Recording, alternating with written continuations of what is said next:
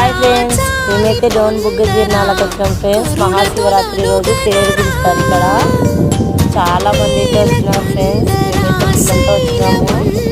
Joint బిల్లులు ఎట్లా ఉన్నాయి ఫ్రెండ్స్ అన్ని మంది అయితే దండి వచ్చినారు. ఇప్పుడే ఫ్రెండ్స్ గుంజుతున్నారు తేరు. ఒకసారి చూడండి అందరూ. నచ్చితే లైక్ చేయండి ఫ్రెండ్స్.